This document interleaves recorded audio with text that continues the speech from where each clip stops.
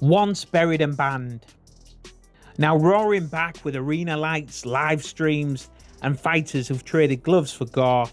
But how did we get here, fight fans? Why are more fighters and fans turning away from padded gloves? And where does the sport go next before it eats itself alive? Welcome to the Fight Fan, and today, the rise and the future of BKB, bare knuckle boxing. First up, a shout out to the man who suggested this video, Scott Stone of Puts and Pants. If you like your golf and you like your beer, go visit his channel.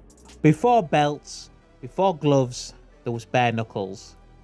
In the 1700s and 1800s, figures like John L. Sullivan fought with bare fists, often for 40, 50, or even 70 rounds, basically until one man could no longer stand.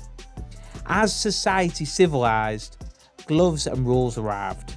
Bare knuckle moved underground. It was seen as illicit, dangerous, and outdated. That was until a few years ago when Britain decided to revive it, legally, regulated, and in front of packed halls. In the UK, BKB, bare knuckle boxing, burst into view with a modified structure. Triangular ring, shorter bouts, higher stakes. Gloves apart, they also adopted the rules of boxing. So no elbows, no headbutts, no rabbit punching, you know the drill. Promoters brought in oversight, medical teams, referees, and it gave bare knuckle a platform. And super tough ex-pros who hadn't made a fortune in the professional game, such as Jimmy Sweeney, Ricardo Franco, and many others, helped legitimize it. Night after night, fans came for one reason: fights ended early and they loved it. As the popularity of BKB grew, they were able to sign bigger name fighters.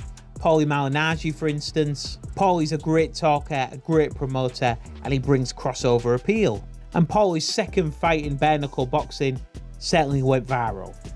But this is where things get complicated, fight fans. Paulie looked like he'd had a razor blade fight with the Peaky Blinders and lost convincingly. As well as the cuts, he also finished the fight with broken ribs, eye trauma, and I have no doubt his hands are absolutely fucked. So while most fights are over and around, fighters like Paulie are able to go the distance because they are so tough and they take horrendous amounts of damage. Many participants are boxers in their 30s or 40s, often past their prime, carrying decades of wear and tear.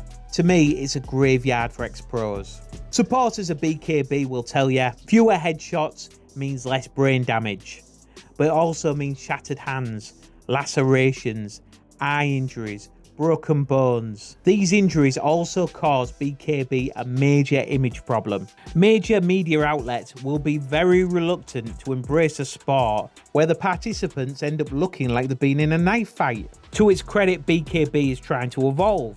It's now recorded with BoxRec.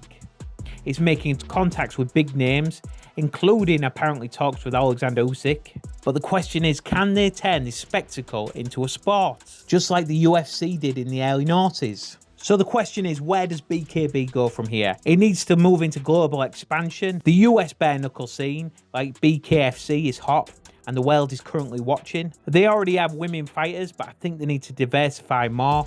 New weight classes, and they need world titles. They are crying out for a big name signing. Although I don't believe this bollocks about Usyk, that's the way to go. They need a household name to join BKB's ranks. They need to look at the UFC's model, combine sport with spectacle. If done right, this can be promoted as boxing in its purest form. But if it's done wrong, it risks being dismissed as just blood sport.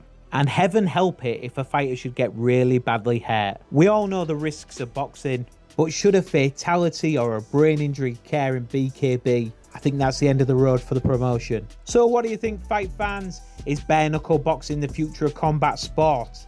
Is it the next UFC?